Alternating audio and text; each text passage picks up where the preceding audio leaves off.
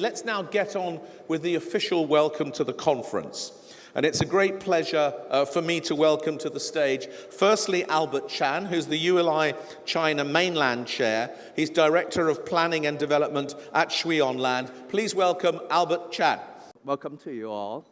I see 20% of you have never been to Shanghai, so this is a great opportunity for you to explore a little bit of Shanghai. Shanghai is a city of 25 million people and close to 64 square kilometers.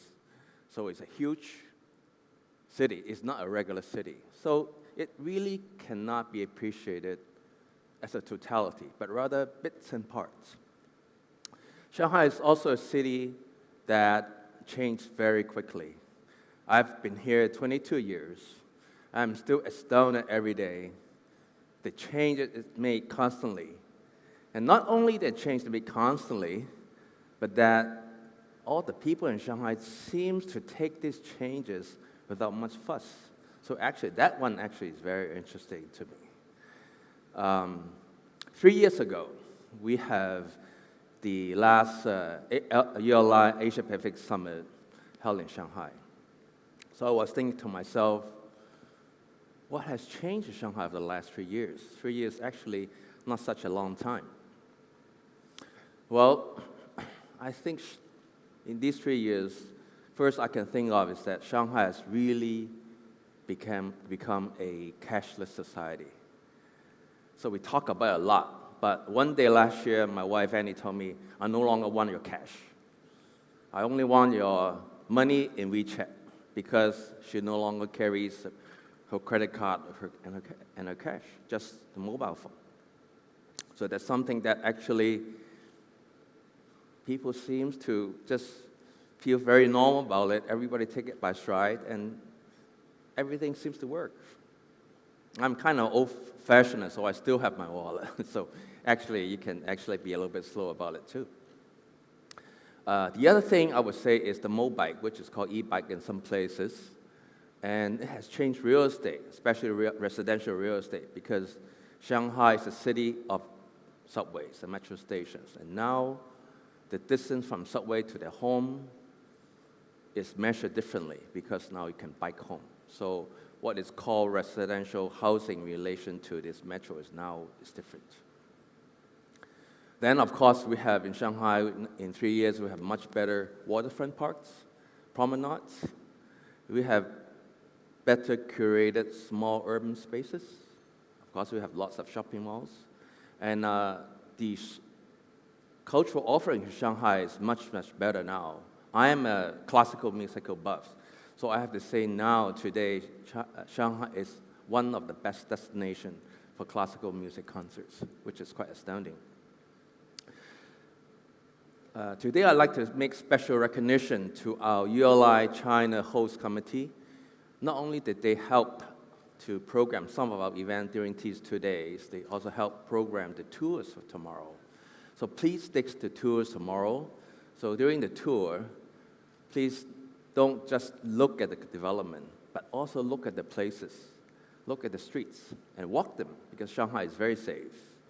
So as you walk, please feel free and to explore and be astounded, just like I am for the past 22 years. So I wish all of you a very, very nice day in Shanghai. Thank you very much. Albert, thank you very much indeed. Thank you for the warm welcome to Shanghai. And now, ladies and gentlemen, please welcome to the stage Ed Walter, the Global Chief Executive Officer of the Urban Land Institute.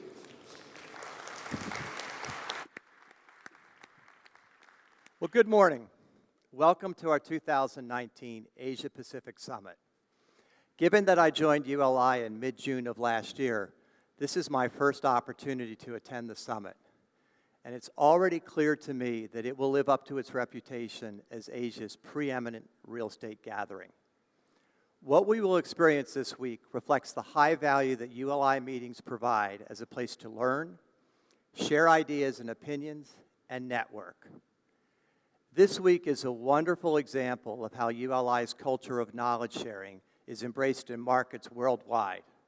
And as global CEO, my mandate is to deliver ULI's future. And clearly our future is global. and having a strong presence in Asia Pacific is a vital part of being global. Our membership here totals nearly 2,300 and is growing faster every year. The expertise that each of you bring to ULI is improving how cities are growing in this region and throughout the world. The energy and enthusiasm at this summit strongly affirms ULI's potential as a global organization. And let me share 4 observations on this point. First, the summit offers just the right balance of global and local content and speakers. It's evident in all aspects, from the multilingual program to the international cuisine. This attention to a global-local mix will extend the value of this meeting long after it is concluded. As ULI continues to evolve, achieving and maintaining this global-local balance at our major events is critical. Second, the summit has attracted a highly diverse group of attendees. The range of nationalities and real estate disciplines and the gender and age diversity represented by our more than 600 attendees are quite impressive. This is indicative of our efforts to increase diversity throughout the industry with education programs such as Urban Plan and affinity groups such as Young Leaders and Women's Leadership Initiative, which have proven so successful in Asia Pacific. Thirdly, the summit focuses on responsibility, and this is reflected in the summit's theme of delivering a sustainable future.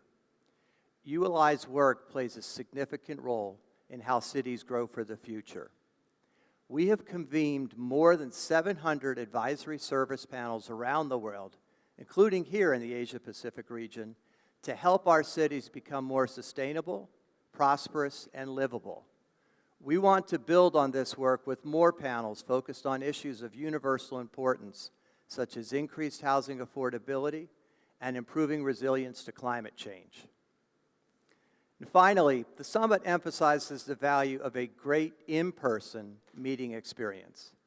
It does this through engaging interactive real estate sessions, tours of innovative projects, and face-to-face networking that just can't be replicated virtually.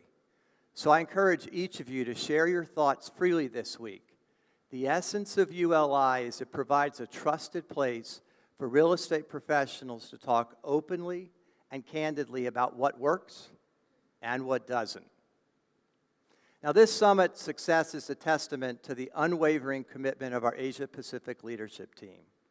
Special thanks are owed to Asia-Pacific Chairman Nick Brook and to the Asia-Pacific Executive Committee, National Executive Committees, and Asia-Pacific CEO John Fitzgerald for their hard work to make this a great event. And I'd like you to celebrate that for a second.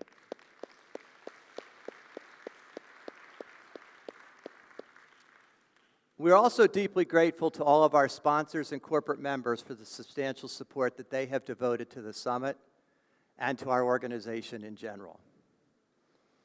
I also want to recognize the leadership of my very good friend Tom Toomey, who has served so capably as our global chairman for the past 2 years. During his chairmanship, Tom participated in every major Asia-Pacific event, and consistent with that, he's here again this week in his final appearance as our global chairman. Tom made improving the member experience a top priority.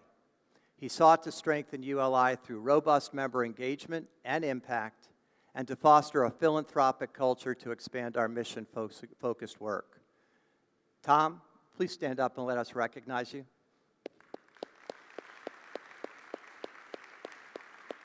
And thank you for making ULI so much better. Tom's successor will be Owen Thomas, a leading ULI member for 30 years who is the CEO of Boston Properties. Owen was the head of Morgan Stanley Asia from 2008 through 2011, and during that time, he helped greatly with ULI's expansion in Asia Pacific.